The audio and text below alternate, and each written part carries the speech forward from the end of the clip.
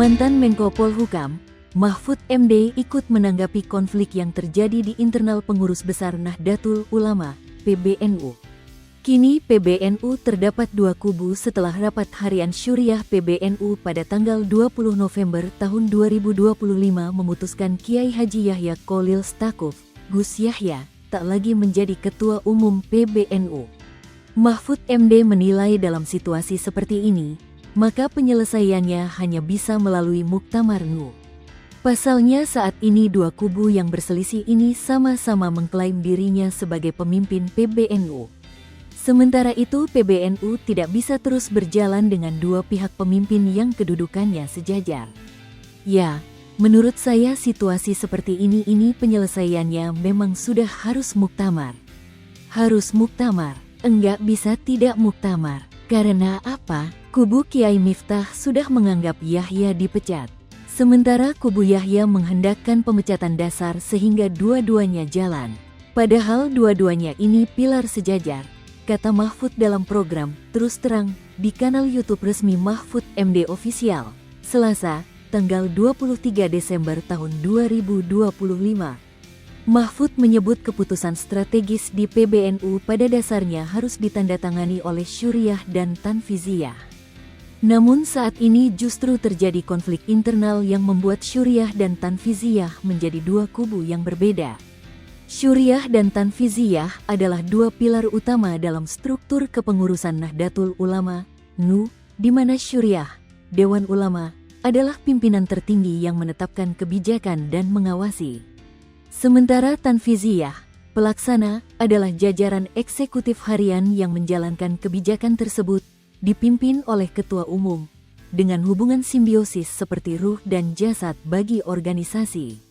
Syuriah dipimpin oleh Rais Aam, sedangkan Tanfiziyah dipimpin oleh ketua umum, dan keduanya bekerja sama untuk kemajuan NU.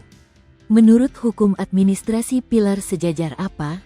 Keputusan-keputusan strategis yang mengangkut organisasi harus ditandatangani oleh Syuriah dan Tanfiziyah ini. Nah, sekarang Syuriahnya, Tanfiziyahnya beda. Jadi ini akan macet kalau tidak muktamar, jelas Mahfud. Mahfud juga menekankan bahwa muktamar yang digelar NU harus dihadiri oleh kedua belah pihak yang berselisih, yakni kubu Kiai Miftah dan Gus Yahya. Karena jika muktamar NU hanya dihadiri satu pihak, maka bisa dianggap tidak sah. Nah, persoalannya sekarang kalau yang muktamar siapa yang ngadakan?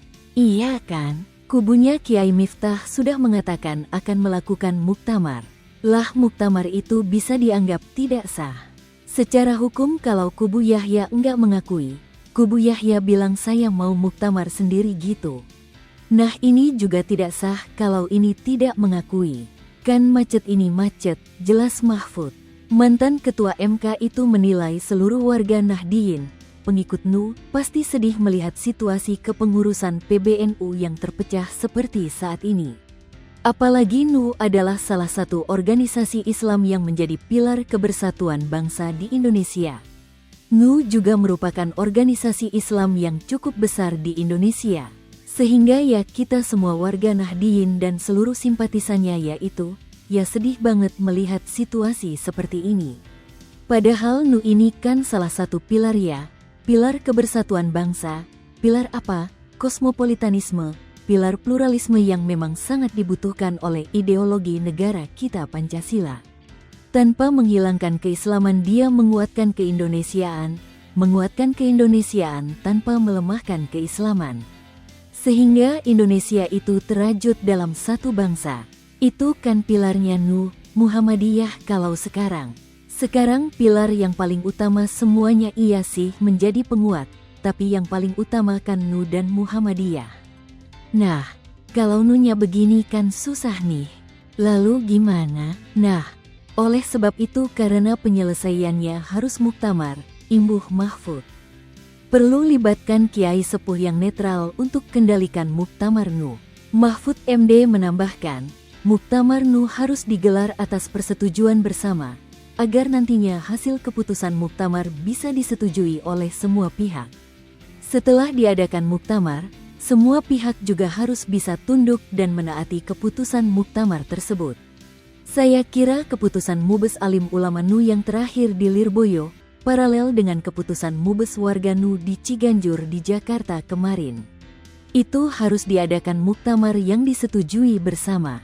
Nah, oleh sebab itu keputusan kemarin ya sudah adakan muktamar ya. Kemudian muktamarnya itu adalah orang-orang yang bisa disetujui kedua pihak. Mungkin itu jalan keluar dan semuanya harus tunduk pada keputusan bersama itu.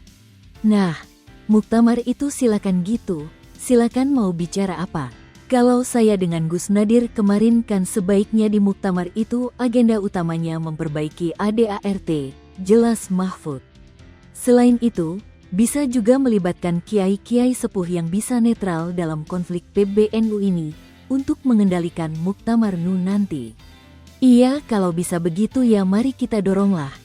Cari-cari orang kiai-kiai sepuh yang netral itu untuk mengendalikan muktamar gitu aja, pungkasnya. Akar konflik di PBNU. Konflik internal PBNU pada 2025 berakar pada isu kepemimpinan dan konsesi tambang yang diberikan pemerintah. Polemik mencuat sejak Rais Am PBNU Kiai Haji Miftahul Akhyar menyatakan Kiai Haji Yahya Kholil Stakuf, Gus Yahya, tidak lagi menjabat sebagai Ketua Umum, berdasarkan rapat harian Syuriah PBNU pada tanggal 20 November tahun 2025. PBNU kemudian menggelar rapat pleno pada tanggal 9 Desember tahun 2025 di Jakarta dan menetapkan Kiai Haji Zulfa Mustafa sebagai penjabat Ketua Umum. Namun, kubu Gus Yahya menilai keputusan itu tidak sah karena pergantian Ketua Umum hanya bisa dilakukan melalui muktamar. Hingga kini, kedua pihak belum mencapai solusi. Rais Am menegaskan kepemimpinan berada di tangan Syuriah dan muktamar segera digelar. Sementara Gus Yahya menegaskan dirinya tetap sah sebagai Ketua Umum dan menyerukan rekonsiliasi. Pengamat politik Universitas Esa Unggul, M. Jamiluddin Ritonga, menilai konflik berpotensi meruncing antar faksi dan merembet ke akar rumput NU, sehingga dapat mengganggu stabilitas politik nasional. Ia menekankan pentingnya penyelesaian melalui mekanisme internal agar friksi tidak meluas. NU minta pemerintah tak ikut campur. Sejumlah tokoh dan warga NU menyerukan agar pemerintah tidak mencampuri polemik internal organisasi PBNU. Seruan itu muncul dalam musyawarah besar warga NU 2025 di Rumah Gus Dur, Ciganjur, Jakarta Selatan, Minggu, tanggal 21 Desember tahun 2025, yang menghasilkan 9 rekomendasi moral, termasuk penegasan bahwa NU memiliki mekanisme historis untuk menyelesaikan masalah secara mandiri. Mantan Menteri Agama RI Lukman Hakim Saifuddin menegaskan NU cukup kuat menyelesaikan konflik internal tanpa campur tangan negara. Karena itu kami memohon kepada pihak-pihak di luar NU, termasuk pemerintah dan negara, untuk menahan diri agar tidak melakukan intervensi atas kekisruhan yang sedang terjadi, ujarnya. Forum yang diikuti sejumlah tokoh dan 213 warga NU juga merekomendasikan percepatan Muktamar ke-35 atau Muktamar Luar Biasa, pengembalian konsesi tambang ke negara, serta menjaga ukhuwah nahliyah di akar rumput. Download Tribun X sekarang, menghadirkan lokal menjadi Indonesia.